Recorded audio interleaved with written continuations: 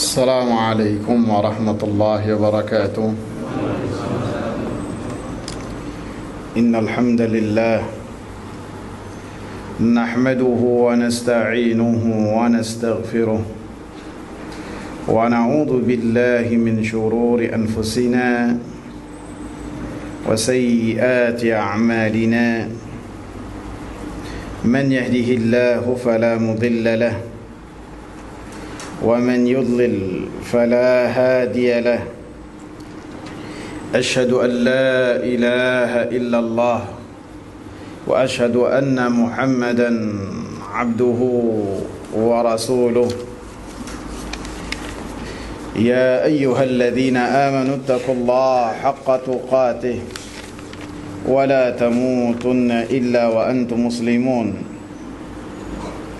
يا أيها الناس اتقوا ربكم الذي خلقكم من نفس واحدة وخلق منها زوجها وبث منهما رجالا كثيرا ونساء واتقوا الله الذي تساءلون به والأرحام إن الله كان عليكم رقيبا.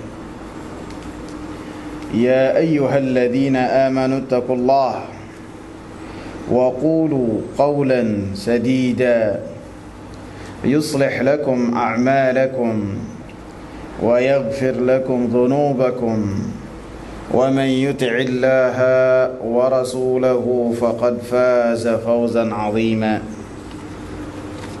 أما بعد فإن خير الحديث كتاب الله وخير الهدى هدى محمد صلى الله عليه وسلم وشر الأمور محدثاتها وكل محدثة بدعة وكل بدعة ضلالة وكل ضلالة في النار.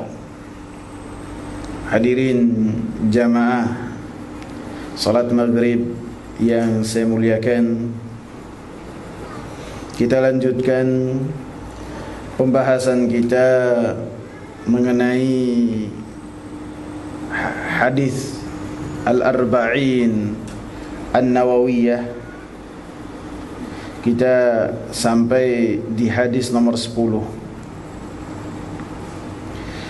An Abi Hurairah radhiyallahu ta'ala anhu,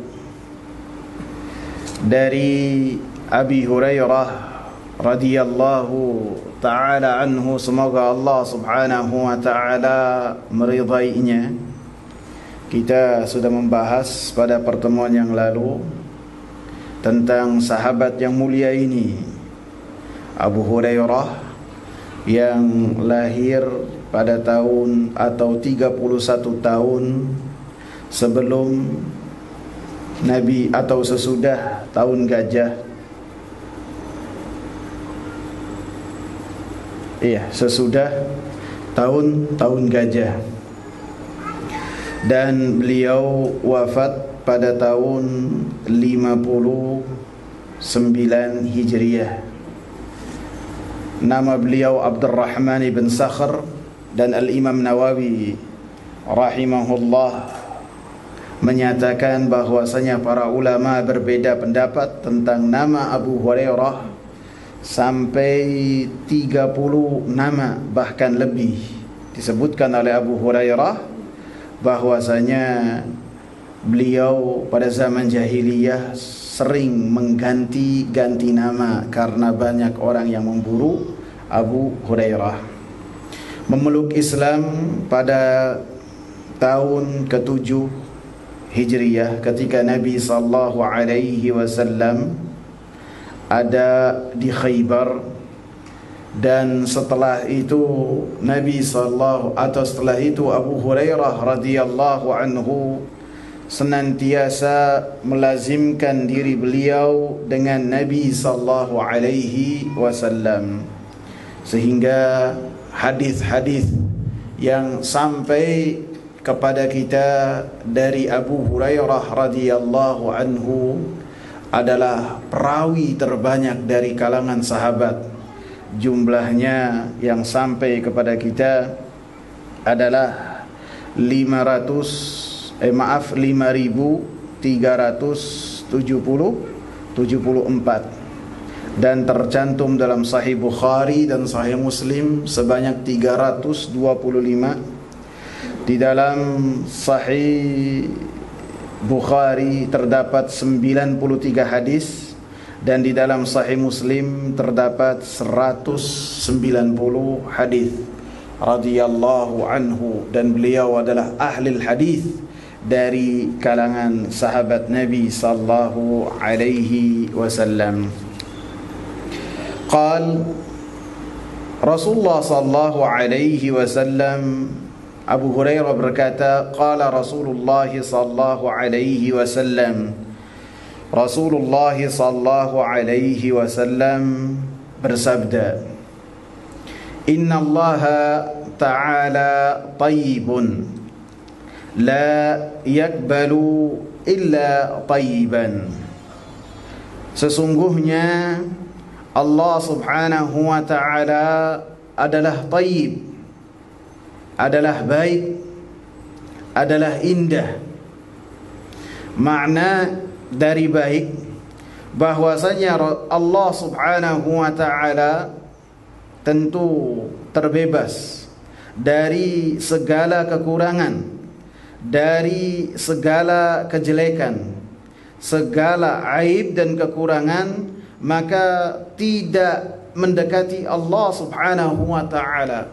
Sehingga harus kita yakini ketika Rasulullah sallallahu alaihi wasallam menyatakan innallaha tayyib, bahwasanya Allah adalah indah, Allah adalah baik, maka ini termasuk dari nama-nama Allah subhanahu wa ta'ala. Bahwasanya termasuk dari nama-nama Allah subhanahu wa ta'ala adalah At-Tayyib, dan termasuk dari nama-nama Allah subhanahu wa ta'ala dan sifatnya bahwasanya Allah subhanahu wa ta'ala adalah indah. Sehingga makna dari tayyib ini, baik ini, maka terkandung di dalam semua yang mencakup tentang Allah subhanahu wa ta'ala. Semua yang berkaitan tentang Allah subhanahu wa ta'ala, maka harus diyakini bahwasanya hal tersebut adalah tayyib. Hal itu adalah baik. Baik yang berkaitan dengan zatnya, dengan nama-namanya, dengan sifat-sifatnya, dengan hukum-hukumnya, dengan perbuatan-perbuatan Allah, dan semua yang muncul dari Allah subhanahu wa ta'ala, maka tidak ada kejelekan dan kekurangan sedikit pun, dan semuanya adalah tayyib, semuanya adalah sempurna, semuanya adalah indah. Tentang zat Allah subhanahu wa ta'ala maka adalah yang sempurna, yang maha sempurna, sehingga saking sempurnanya laisa kamitslihi syai'un, tidak ada yang menyerupai Allah subhanahu wa ta'ala sedikit pun. Dan apapun juga di alam semesta, yang paling kecil ataupun yang paling besar, maka tidak menyerupai Allah subhanahu wa ta'ala, karena Allah subhanahu wa ta'ala maha tayyib, Allah subhanahu wa ta'ala maha sempurna. Wa fi asma'ihi, dan di nama-nama Allah subhanahu wa ta'ala, maka nama-nama Allah subhanahu wa ta'ala semuanya sempurna, semuanya baik, semuanya indah. Allah subhanahu wa ta'ala katakan walillahil asma'ul husna fad'uuhu biha. Sesungguhnya Allah subhanahu wa ta'ala memiliki nama-nama yang indah. Fad'uuhu biha, maka berdoalah kalian dengan nama-nama tersebut, dengan bertawassul kepada Allah subhanahu wa ta'ala, dengan menyebut nama-nama Allah subhanahu wa ta'ala. Wa sifatihi, dan yang berkaitan dengan sifat-sifat Allah subhanahu wa ta'ala semuanya indah, semuanya sesuai dengan keagungan Allah subhanahu wa ta'ala, Sehingga ketika dalam hadis-hadis, dalam ayat-ayat banyak sifat-sifat yang kemudian di dalamnya dibahas tentang Allah Subhanahu wa taala, maka sifat-sifat tersebut kita katakan semuanya adalah thayyib, semuanya adalah indah dan sesuai dengan kesempurnaan Allah Subhanahu wa taala dan tidak menyerupai apapun juga di alam semesta. Dan hukum-hukum Allah Subhanahu wa taala adalah semuanya indah lagi baik. Wa tammat kalimatu rabbika sidqan wa adla. Kata Allah, telah sempurna perkataan-perkataan Allah Subhanahu wa taala. Sempurna dengan apa? Yang berkaitan dengan hukum-hukum, maka semuanya adalah keadilan di dalamnya. Tidak ada kezaliman dan tidak ada kekurangan. Karena Allah Subhanahu wa taala telah mengharamkan kezaliman untuk dirinya, sehingga Allah Subhanahu wa taala mengharamkan kezaliman di antara kita semua. Sehingga hukum-hukum yang telah Allah Subhanahu wa taala turunkan kepada Nabi Muhammad sallallahu alaihi wasallam, baik yang termaktub dalam Al-Qur'an ataupun hadis-hadis Nabi sallallahu alaihi wasallam, maka semuanya adalah adil di dalamnya. Dan semua perbuatan Allah Subhanahu wa taala adalah indah. Semua perbuatan Allah Subhanahu wa taala adalah thayyib, adalah baik, sesuai dengan apa yang telah Rasulullah sallallahu alaihi wasallam namakan bahwasanya Allah Subhanahu wa taala adalah thayyib, baik. Kemudian la yakbalu illa thayyiban. Bismillah.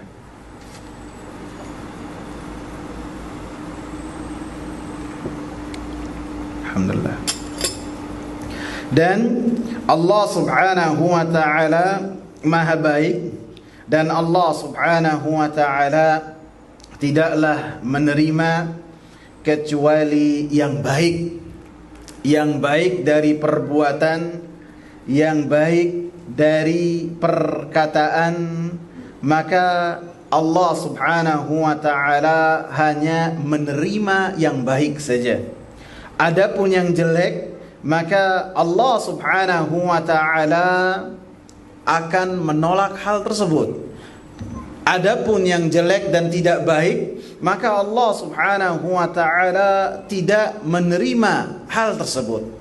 Sedekah dari hasil mencuri, dari hasil perbuatan yang haram, maka Allah Subhanahu wa taala tidak menerima.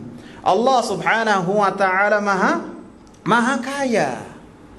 Sehingga Rasulullah sallallahu alaihi wasallam mengatakan, la yakbalullahu salatan illa bituhur. Sesungguhnya Allah Subhanahu wa taala tidaklah menerima salat kecuali dengan bersuci, wala sadaqatan min ghulul, dan Allah Subhanahu wa taala tidaklah menerima sedekah dari apa-apa yang diharamkan oleh Allah Subhanahu wa taala. Maknanya adalah semua yang jelek, yang perbuatan tersebut, perkataan dan perbuatan yang tidak baik, maka semuanya tidak diterima oleh Allah Subhanahu wa taala, dan Allah Subhanahu wa taala hanya menerima yang baik saja, sebagaimana Allah Subhanahu wa taala adalah maha baik. Sehingga ketika kita mengatakan bahwasanya Allah Subhanahu wa taala menerima hanya yang baik saja, maka bagaimana cara kita menentukan sesuatu yang baik ataukah tidak? Apakah kita kembalikan kepada selera-selera kita, ataukah kita kembalikan kepada logika-logika kita, ataukah pendapat-pendapat kita? Maka tentu antum yang berdampingan, duduk bersebelahan, ketika ditanya tentang apa itu yang baik, apabila dikembalikan kepada selera, dikembalikan kepada pendapat pribadi, tentu ketika mendefinisikan apa itu baik maka berbeda-beda. Maka yang dinamakan baik adalah apa yang telah dikatakan oleh Al-Quran dan As-Sunnah sebagai sesuatu yang baik, sebagai sesuatu yang thayyib. Maka Allah subhanahu wa ta'ala dari amalan tersebut hanyalah menerima dari yang thayyib saja. Adapun yang radhi, yang jelek, maka Allah subhanahu wa ta'ala tidak menerimanya. Maka disebutkan bahwasanya tidaklah amalan dikatakan sebagai amalan yang baik kecuali apabila amalan tersebut murni karena Allah subhanahu wa ta'ala, ikhlas ketika beribadahnya karena Allah subhanahu wa ta'ala, murni ketika ibadah tersebut diberikan kepada Allah, tidak dipalingkan kepada selain Allah. Ketika menyembelih tidak diberikan kepada kuburan, ketika menyembelih tidak diberikan kepada pohon yang dianggap keramat, ketika menyembelih tidak diberikan kepada penunggu laut atau penunggu gunung atau penunggu gua, atau ketika membangun rumah kemudian takut ada apa-apa kemudian disembelih ayam sehingga digantungkan dan diberikan makanan-makanan yang lain, maka itu adalah beribadah kepada selain Allah subhanahu wa ta'ala, dan Allah subhanahu wa ta'ala tidak menerima amalan tersebut. Bahkan bukan hanya tidak menerima amalan tersebut, Allah subhanahu wa ta'ala tidak memberikan ampunan kepada pelakunya, karena ini adalah kesyirikan kepada Allah subhanahu wa ta'ala. Inna Allah la yaghfiru an yushraka bihi wa yaghfiru ma duna dzalika liman yasha. Sesungguhnya Allah subhanahu wa ta'ala tidaklah memberikan ampunan kepada orang-orang yang mensekutukan Allah subhanahu wa ta'ala, memalingkan ibadah kepada selain Allah subhanahu wa ta'ala. Maka Allah subhanahu wa ta'ala tidaklah memberikan ampunan, sehingga di hari akhirat kelak Allah subhanahu wa ta'ala katakan, innahu man yushrik billah faqad harramallahu alaihi al-jannata wa ma'wahu an-nar. Siapa yang mati kemudian belum bertobat dari kesyirikan kepada Allah subhanahu wa ta'ala, maka Allah subhanahu wa ta'ala haramkan surga baginya, dan Allah subhanahu wa ta'ala masukkan dia ke dalam api neraka. Wa ma lidh-dhalimina min ansar. Dan tidaklah buat orang-orang yang melakukan kezaliman, yakni orang-orang yang melakukan kesyirikan, penolong sedikit pun tidak ada di sisi Allah subhanahu wa ta'ala, kecuali bertaubat kepada Allah subhanahu wa ta'ala. Maka man taba kaman la dhanba lahu. Siapa yang bertaubat kepada Allah subhanahu wa ta'ala, maka seakan-akan semua dosanya tidak ada, bahkan semua dosa-dosanya ditulis di sisi Allah subhanahu wa ta'ala sebagai catatan amalan kebaikan dia di sisi Allah subhanahu wa ta'ala. Jadi yang namanya thayyib ketika beribadah, ketika berkata, maka haruslah sesuai dengan apa yang telah dijelaskan dan diperintahkan oleh Al-Quran dan As-Sunnah, dan harus memurnikan itu semua untuk Allah subhanahu wa ta'ala, dan tidak boleh memalingkan kepada selain Allah jalla fi'ula. Khalisan lillah, ketika beribadah jauh dari ujub, jauh dari riya, jauh dari sum'ah, yang amalan-amalan ini akan hancur apabila di dalamnya ada riya, ada sum'ah, ada seseorang takjub kepada dirinya sendiri ketika beramal. Sehingga Allah subhanahu wa ta'ala mengatakan, ana aghna syuraka 'anil syirk. Saya, kata Allah subhanahu wa ta'ala, adalah yang paling tidak membutuhkan. Jangan diambil, Pak. Ambil saya. Jangan ya. Kata Allah subhanahu wa ta'ala, ana aghna syuraka 'anil syirk. Siapa yang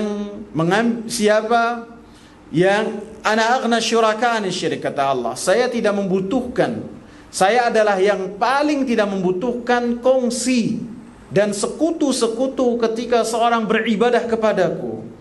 Faman asyraka ma'iya ghairi, dan siapa yang ketika beribadah menyekutukan aku dengan yang lainnya ketika beribadah, ia membaguskan ibadahnya karena dilihat oleh orang, maka Allah Subhanahu wa taala katakan taraktuhu wa syirkahu, saya akan tinggalkan dia dan orang yang telah dijadikan untukku sebagai sekutu, sehingga tidak akan diterima amalan tersebut oleh Allah Subhanahu wa taala. Dan tidaklah perkataan dan perbuatan termasuk sebagai sesuatu yang thayyib kecuali muwafiqan lisyariah, haruslah sesuai dengan syariat yang telah dibawa oleh Rasulullah sallallahu alaihi wasallam. Sehingga ketika salatnya harus bagaimana, sesuai dengan apa yang telah dicontohkan oleh Rasulullah sallallahu alaihi wasallam. Ketika zakatnya bagaimana, harus sesuai dengan apa yang telah dicontohkan oleh Rasulullah sallallahu alaihi wasallam. Adapun yang tayyib dari harta yang Allah Subhanahu wa taala tidaklah menerima kecuali dengannya adalah semua yang didapat dengan cara yang halal. Dengan cara yang halal. Hal-hal yang halal yang didapat dengan cara yang halal. Makna yang didapat dengan cara yang halal, yang orang yang kita dapati darinya harta itu ridha dengan apa yang telah kita perbuat, sehingga hartanya yang kita dapat ini halal, barangnya halal, dan kemudian orang yang bermuamalah dengan kita pun ridha. Dan ketika kita berniaga misalnya, la yabi' ba'dukum ala bai'i ba'd, kata Rasulullah, janganlah seorang menjual dengan penjualan orang lain. Maknanya karena sebagian orang ada yang tamak ketika ada transaksi antara penjual dengan pembeli dan transaksinya itu masih berlaku, maka dia masuk padahal lagi ada tawar menawar. Ketika penjualnya mengatakan dari saya saja 90.000, maka orang yang ketiga ini mengatakan ngasih kode dari saya saja 80 dengan barang yang sama.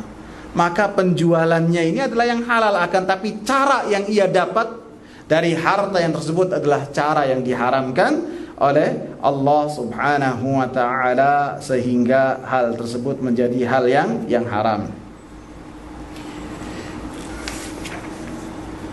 Wa inna Allaha amara al-mu'minina bima amara bihi al-mursalin.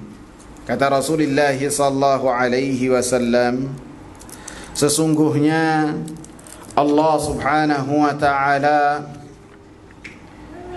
memerintahkan orang-orang yang beriman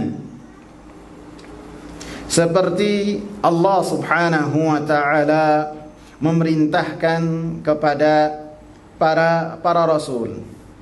Sehingga di dalam hadis ini Rasulullah sallallahu alaihi wasallam menyatakan bahwasanya orang-orang yang beriman sebagai pengikut para rasul, pengikut para nabi, telah diperintahkan oleh Allah Subhanahu wa taala dengan perintah yang serupa sebagaimana Allah Subhanahu wa taala memerintahkan kepada para rasul dan para nabi. Sehingga ketika hal ini disebutkan sebagai muqaddimah bahwasanya Allah memerintahkan orang yang beriman sebagaimana memerintahkan para rasul dan para nabi, yang mereka adalah manusia pilihan dari Allah Subhanahu wa taala, menunjukkan bahwasanya Allah Subhanahu wa taala menjunjung tinggi kedudukan orang-orang yang beriman, pengikut para nabi dan para rasul. Faqal, maka Rasulullah sallallahu alaihi wasallam menyebutkan perintah yang Allah Subhanahu wa taala perintahkan kepada para rasul. Ya ayyuhar rusulu kulu minat tayyibati wa'malu salihan inni bima ta'maluna alim. Hai para rasul, wahai para rasul, makanlah dari makanan-makanan yang baik, wa'malu salihan, dan beramallah dengan amalan yang saleh. Yang saleh itu yang diterima oleh Allah Subhanahu wa ta'ala. Inni bima ta'maluna alim. Sesungguhnya aku, kata Allah, maha mengetahui apa yang kalian kerjakan. Sehingga inilah yang Allah Subhanahu wa ta'ala perintahkan kepada para rasul. Adapun perintah Allah Subhanahu wa ta'ala kepada orang-orang yang beriman, kalau yang tadi adalah surat Al-Mu'minun ayat 51 yang Allah Subhanahu wa ta'ala perintahkan kepada para rasul. Adapun perintah Allah Subhanahu wa ta'ala kepada orang-orang yang beriman tercantum dalam surat Al-Baqarah ayat 172.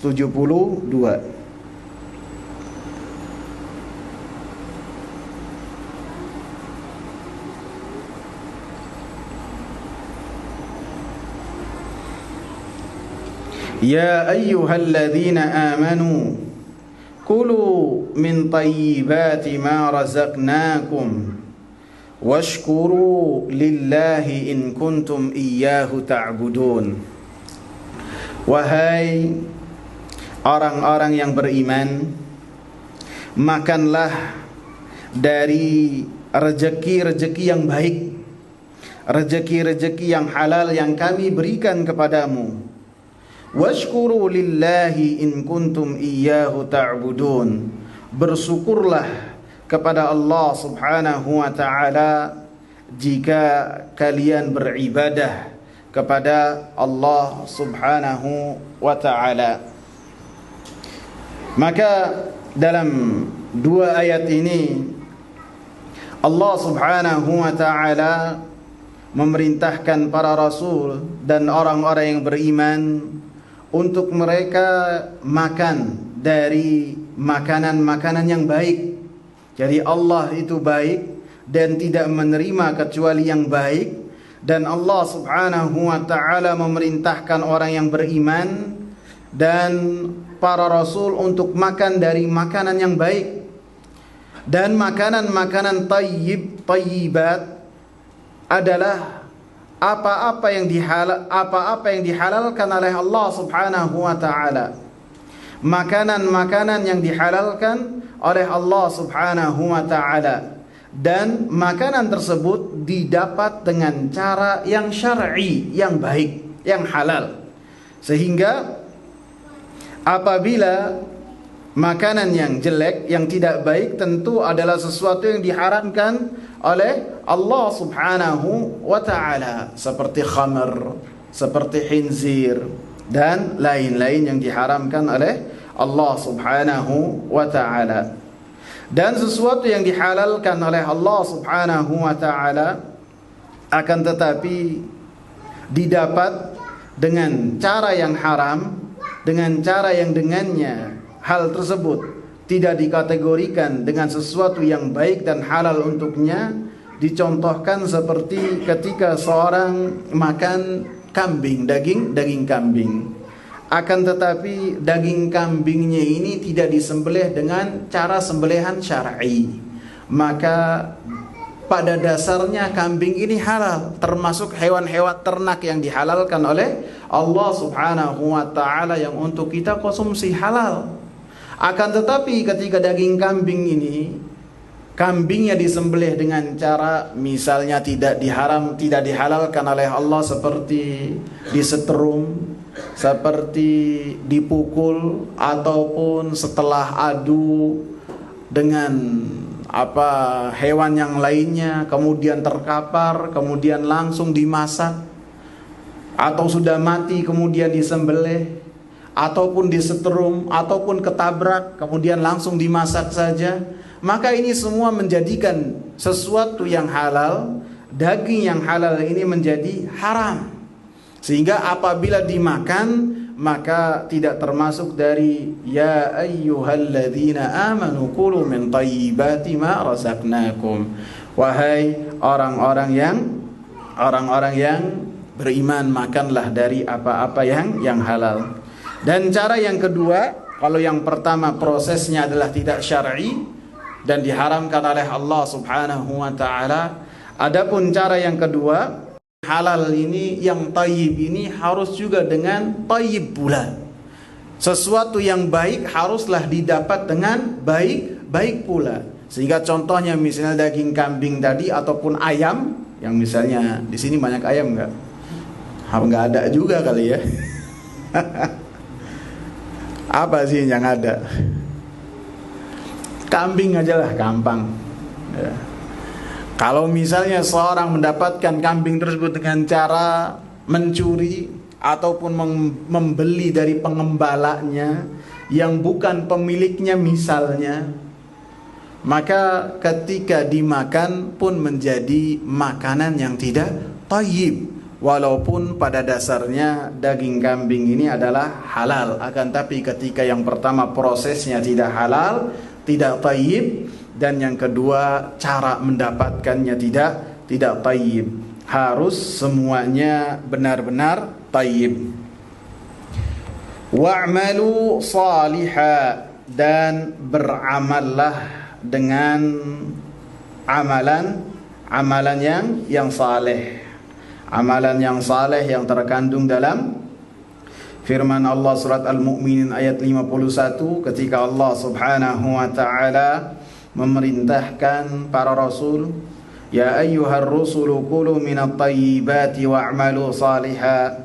Wahai orang-orang yang beriman, wahai para rasul, hendaklah kalian makan dari sesuatu yang thayyib, yang didapat dengan cara yang thayyib dan diproses dengan yang thayyib. Wa'malu salihah, dan kalian beramallah dengan amal yang saleh. Dan di dalam ayat yang kedua yang Allah perintahkan kepada orang-orang yang beriman dalam surat Al-Baqarah ayat 172, ya ayyuhalladzina amanu kulu min thayyibati ma razaqnakum washkuru lillahi in kuntum iyyahu ta'budun. Wahai orang-orang yang beriman, makanlah dari yang thayyib yang telah Allah Subhanahu wa taala karuniakan kepada kalian. Washkuru lillahi in kuntum iyyahu ta'budun. Maka bersyukurlah kepada Allah Subhanahu wa taala, karena dengan bersyukur kepada Allah Subhanahu wa taala jika kalian beribadah kepada Allah Jalla Jalaluh. Maka disebutkan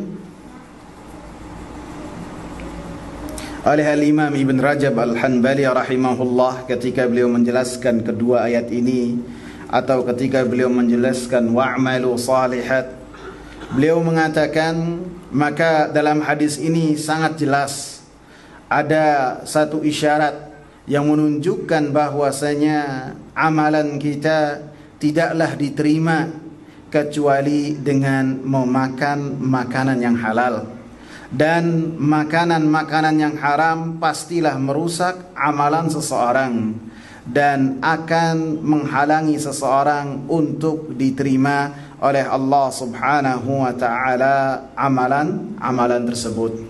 Bahkan menunjukkan dalam hadis ini bahwasanya setiap ibadah yang dilakukan oleh seseorang, maka bisa jadi terhalang ibadah tersebut untuk diterima oleh Allah Subhanahu wa taala dengan hal-hal haram yang telah masuk ke dalam perutnya. Dicontohkan sesudahnya apa? Dicontohkan sesudahnya adalah dalam hadis ini dicontohkan sudahnya apa? Orang yang berdoa kepada Allah Subhanahu wa taala. Berdoa adalah ibadah yang luar biasa yang Allah Subhanahu wa taala perintahkan, yang Allah Subhanahu wa taala mengancam orang-orang yang sombong dari beribadah kepada Allah Subhanahu wa taala. Allah Subhanahu wa taala ancam untuk dikumpulkan dalam keadaan hina di dalam api neraka.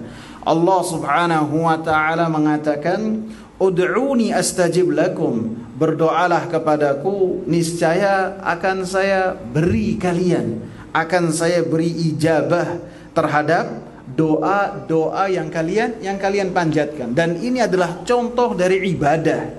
yang apabila ibadah tersebut dari sesuatu yang haram atau di dalam perut seseorang ada yang haram, maka ibadah yang dia lakukan tidak diterima oleh Allah Subhanahu wa ta'ala, lebih-lebih yang berkaitan dengan doa. Sehingga disebutkan setelah itu Rasulullah sallallahu alaihi wasallam, atau pernah suatu ketika Sa'ad bin Abi Waqqas radhiyallahu anhu berkata kepada Rasulullah sallallahu alaihi wasallam, "Ya Rasulullah, ya Rasulullah, ud'u Allah an yaj'alani mustajab ad-da'wah." Ya Rasulullah, doakanlah kepada Allah supaya Allah Subhanahu wa ta'ala menjadikanku sebagai orang-orang yang apabila berdoa, doanya langsung dikabulkan oleh Allah Subhanahu wa ta'ala. Maka kata Nabi sallallahu alaihi wasallam, "Ya Sa'ad, wahai Sa'ad, atib mat'amaka, jadikanlah makananmu adalah makanan yang tayyib," yang sesuai dengan pembahasan kita tadi. Jadikanlah makananmu yang masuk ke dalam perutmu adalah sesuatu yang tayyib, yang dihalalkan oleh Allah Subhanahu wa ta'ala, yang proses kita mendapatkannya pun adalah proses yang tayyib pula.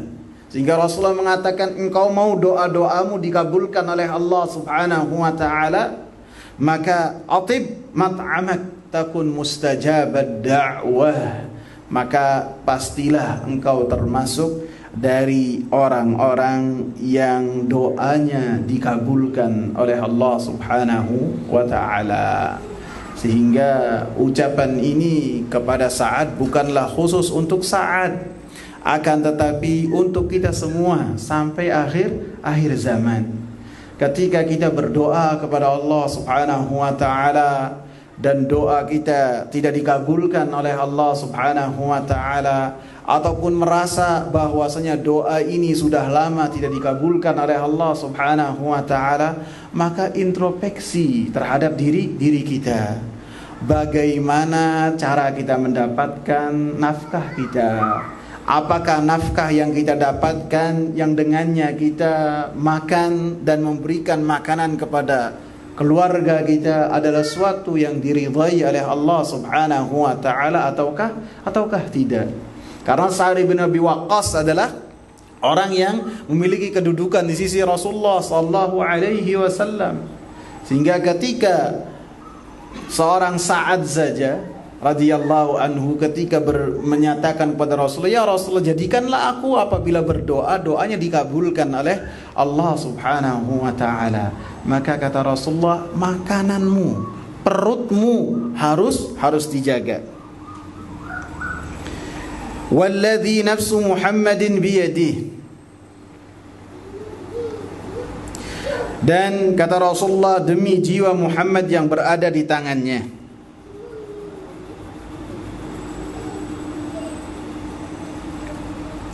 "Innal 'abda la yakdhifu al-luqmata al-harama fi jawfihi." Sesungguhnya seorang hamba memasukkan makanan yang haram ke dalam perutnya, ma yutaqabbalu minhu amalu arba'ina yawma, maka amalannya tidak diterima oleh Allah Subhanahu wa ta'ala selama 40 hari. Wa ayyuma 'abdin nabata lahmuhu, dan siapa saja yang dagingnya itu tumbuh dari minsuh, dari apa-apa yang diharamkan oleh Allah Subhanahu wa ta'ala, fannaru aula bihi, maka api neraka lebih layak untuknya. Habis 1 menit lagi. Jadi dari hadis Sa'ad bin Abi Waqqas radhiyallahu anhu, maka apabila kita berdoa, maka perhatikan apa yang kita makan, apakah halal ataukah tidak, sehingga apabila kita berdoa, doa kita diterima oleh Allah Subhanahu wa ta'ala. Sehingga dalam banyak kisah bagaimana Sa'd bin Abi Waqqas radhiyallahu anhu apabila berdoa, doanya langsung dikabulkan. Ada seorang yang menghina Ali radhiyallahu anhu di hadapannya. Tambah sedikit ya. Apa cukup? Cukup saja ya. Insyaallah kita lanjutkan setelah salat.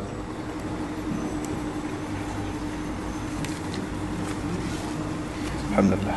Bismillahirrahmanirrahim wassalatu wassalamu ala Rasulillah. Kita lanjutkan.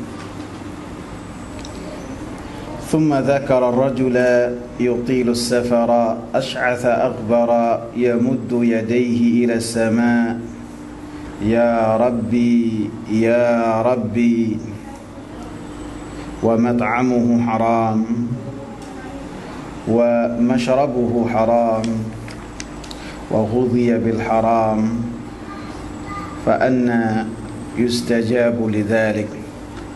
Kemudian Rasulullah sallallahu alaihi wasallam memberikan permisalan dari kaidah yang telah Rasulullah sallallahu alaihi wasallam sebutkan, bahwasanya orang yang makan dari makanan yang thayyib, yang halal, maka akan amalannya diterima oleh Allah Subhanahu wa taala menjadi amal yang saleh. Ataupun seseorang yang ketika beribadah dan di dalamnya ada sesuatu yang thayyib dengan apa yang telah dicontohkan oleh Rasulullah sallallahu alaihi wasallam, maka amalannya diterima oleh Allah Subhanahu wa taala. Maka beliau menyebutkan contoh, thumma dzakara ar-rajul. Kemudian Rasulullah sallallahu alaihi wasallam menyebutkan seseorang yang melakukan perjalanan dengan perjalanan yang sangat panjang. Ash'atha aghbara, dan beliau dalam keadaan rambutnya kusut, tubuhnya penuh debu. Yamuddu yadaihi ila sama, dia kepayahan. Sudah perjalanannya lama, dia menjauh dari keluarganya, kemudian dia kepayahan, rambutnya tidak teratur, semrawut, kemudian tubuhnya penuh debu, menunjukkan bahwasanya dia kepayahan, kesusahan, keletihan yang luar biasa. Yamuddu yadaihi ila sama, kemudian dia mengangkat kedua tangannya ke langit, kemudian dia berdoa, Ya Rabbi, Ya Rabbi, Ya Rabbku, wahai Rabbku. Maka Rasulullah sallallahu alaihi wasallam mengatakan, wa mat'amuhu haram, makanannya adalah makanan yang haram yang dimakan oleh orang ini. Wa mashrabuhu haram, dan yang diminum oleh orang ini adalah minuman yang haram. Wa ghudhiya bil haram, dan gizinya adalah sesuatu yang haram. Dalam riwayat lain, wa malbasuhu haram, dan pakaiannya pun pakaian yang haram. Fa anna yustajabu lidzalik, maka kata Rasulullah, bagaimana mungkin orang ini akan mendapatkan ijabah dari doa-doa yang telah dia panjatkan. Padahal Rasulullah sallallahu alaihi wasallam telah menyebutkan empat indikasi, 4 sebab yang dengannya, dengan 4 sebab tersebut doa seseorang akan dikabulkan oleh Allah Subhanahu wa taala. Yang pertama, perjalanan. Perjalanan adalah salah satu waktu dan saat ketika seorang melakukan perjalanan, doa-doa yang ia panjatkan dalam perjalanan tersebut dikabul oleh Allah Subhanahu wa taala. Rasulullah mengatakan, "Thalathu da'awatin mustajabat." 3 doa, yang 3 doa tersebut dikabul oleh Allah. La syakka fihinna, dan tidak ada keraguan di dalamnya sedikit pun. Salah satunya adalah wa da'watul musafir, doanya orang yang lagi melakukan perjalanan. Sehingga ada anjuran untuk kita ketika kita melakukan perjalanan, baik dengan pesawat atau dengan kereta atau dengan bis, kelasnya apapun juga, eksekutif, bisnis, ekonomi atau super ekonomi, maka jangan disibukkan dengan gadget kita.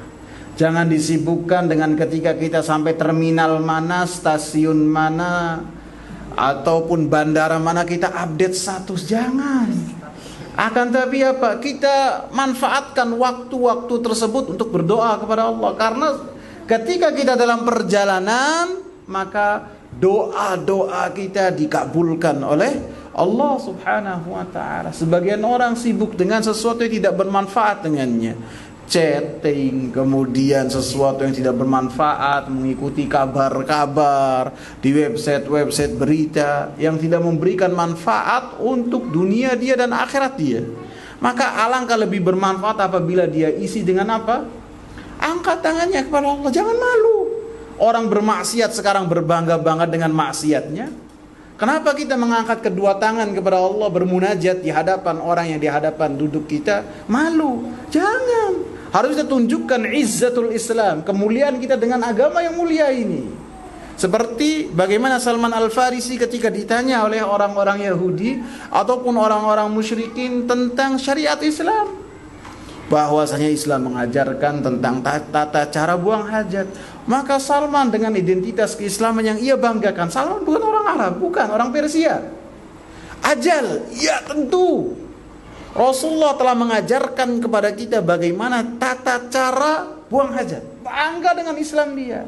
Kita sekarang ketika untuk mengangkat kedua tangan kita berdoa ketika kita dalam perjalanan kadang malu. Sibuk dengan sesuatu yang tidak bermanfaat. Kita isi dengan berdoa. Berdoa supaya kita masuk surga. Berdoa supaya orang tua kita diampuni dosa-dosanya. Berdoa supaya semua perkara dunia dan akhirat kita dimudahkan oleh Allah. Berdoa supaya kita ditetapkan mati dalam keadaan husnul khatimah, karena kita semua pasti akan mati. Berdoa kepada Allah subhanahu wa ta'ala. Lebih-lebih dalam hadis ini yutilus safar. Safarnya itu lama dia, jauh dari keluarganya lama, maka lebih kuat lagi untuk kemungkinannya diterima oleh Allah subhanahu wa ta'ala.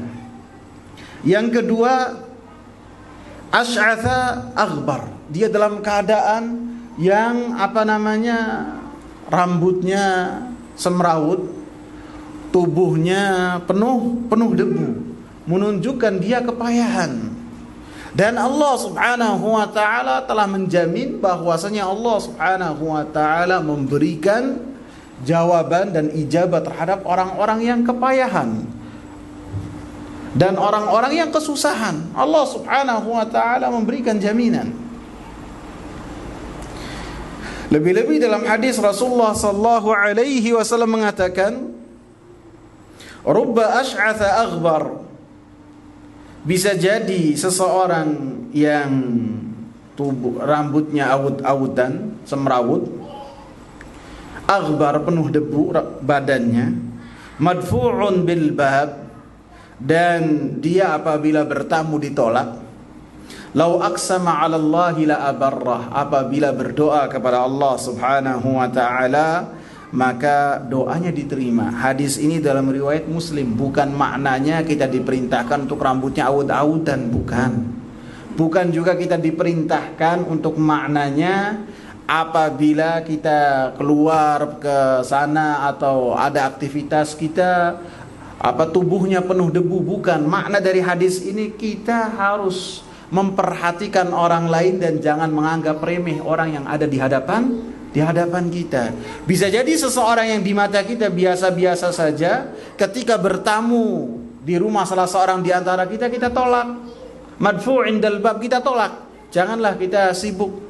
Akan tetapi apabila berdoa kepada Allah subhanahu wa ta'ala, doanya langsung dikabulkan oleh Allah jalla jalaluhu. Itu maknanya. Dan disebutkan juga Rasulullah sallallahu alaihi wasallam ketika salat istisqa, maka beliau keluar ke tanah lapang dengan baju yang sederhana, yang menunjukkan kerendahan hati beliau dan kesahajaan dan berdoa kepada Allah Subhanahu wa taala. Kemudian yang ketiga, yamuddu yadayhi ila sama.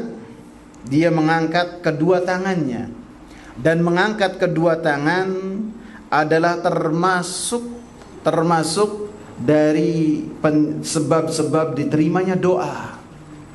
Rasulullah mengatakan, innallaha hayyun karim yastahyi min 'abdihi idza rafa'a yadayhi an yaruddahuma sifra. Allah itu maha pemalu, yang sifat malunya sesuai dengan keagungan Allah, beda dengan sifat malunya kita, beda.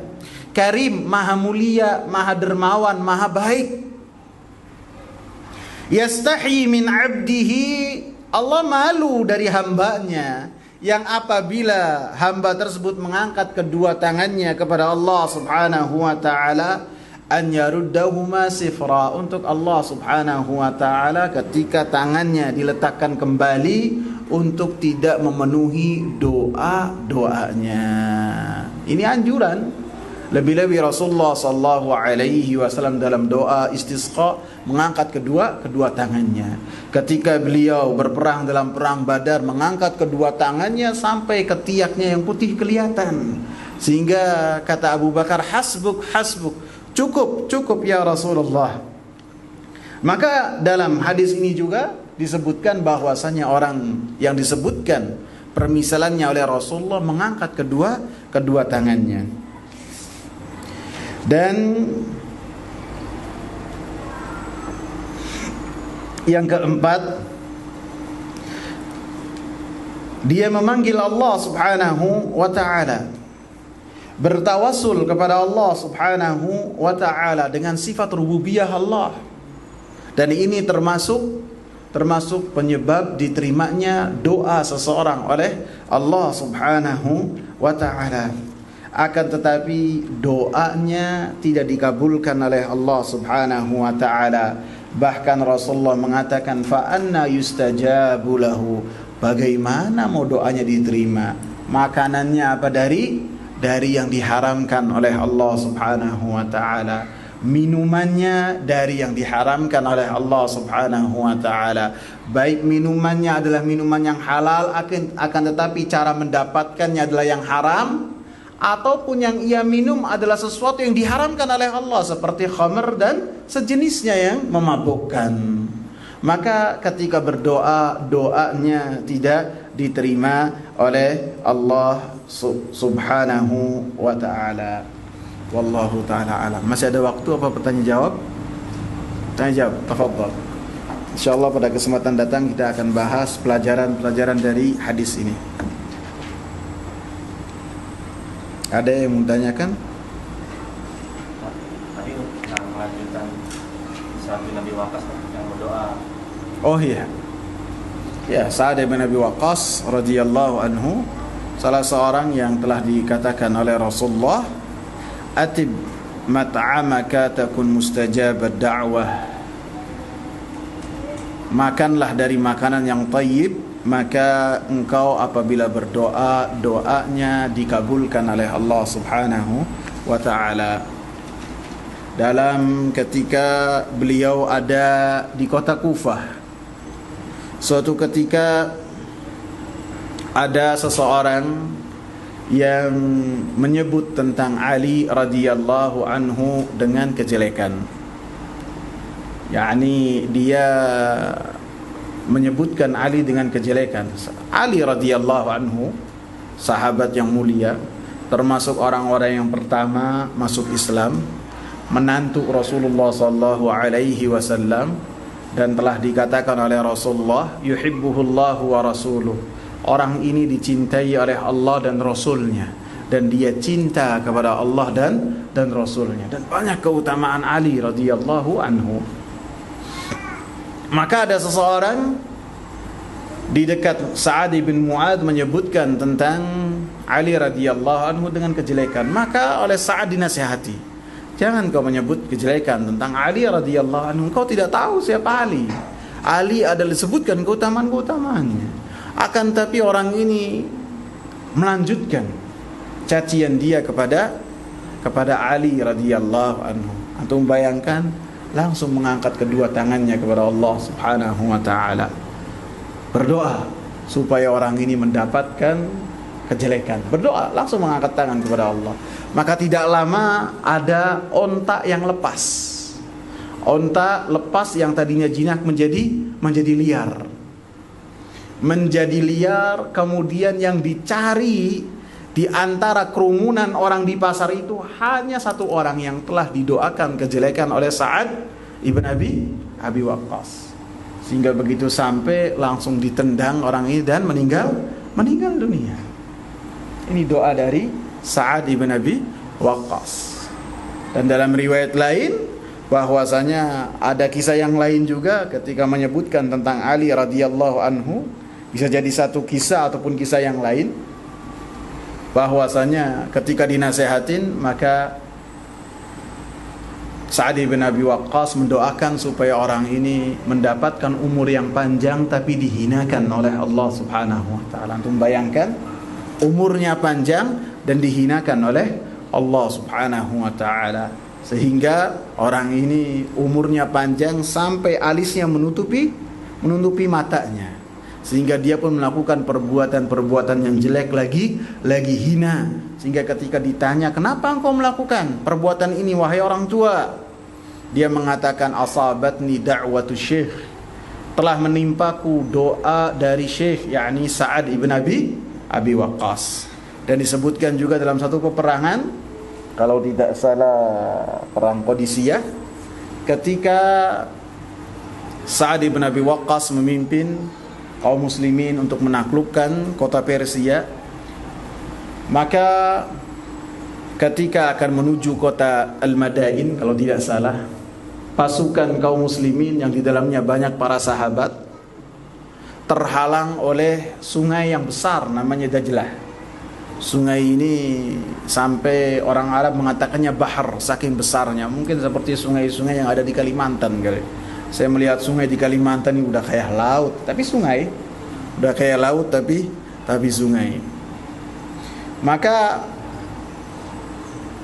Sa'ad bin Abi Waqqas meminta kaum muslimin untuk menunggu sampai salat zuhur tiba.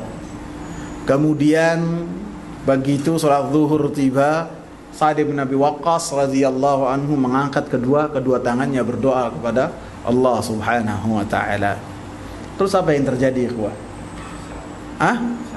Bisa lewat. Kaum muslimin, para sahabat pada saat itu lewat di sungai tersebut tanpa kudanya terperosok. Jadi melewatinya itu di atas seperti naik jembatan. Allahu Akbar. Mereka adalah wali-walinya Allah Subhanahu wa taala, yang telah Allah Subhanahu wa taala katakan, la in sa'alani la u'tiyannah. Apabila mereka meminta kepadaku, niscaya akan saya beri, kata Allah, akan saya kabulkan. Wala in ista'adani la u'idzanna. Apabila mereka meminta perlindungan untuk diri mereka dan untuk orang lain, akan Allah Subhanahu wa taala beri perlindungan. Sehingga ada seorang tabi'in yang dikenal dengan doanya yang mujabud da'wah, diijabah oleh Allah Subhanahu wa taala, dicantumkan juga oleh Imam Ibn Rajab Al-Hanbali rahimahullah dalam hadis man adali waliyan. Disebutkan oleh Imam Ibn Rajab Al-Hanbali, ada seorang tabi'in, kalau tidak salah namanya Habib siapa lupa, Al-Habib siapa lupa namanya Habib, bukan penisbatan kepada yang lain-lain, emang namanya. Ketika ada seorang yang tidak punya rambut datang kepadanya, ya Syekh, doakan supaya saya mempunyai rambut.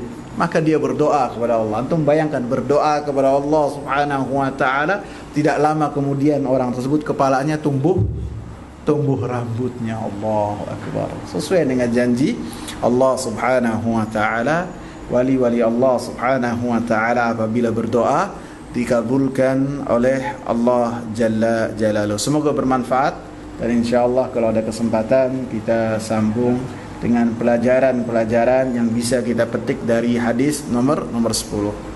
Subhanakallahumma bihamdika asyhadu an la ilaha illa anta astaghfiruka wa atubu ilaik. Summa assalamu alaikum warahmatullahi wabarakatuh.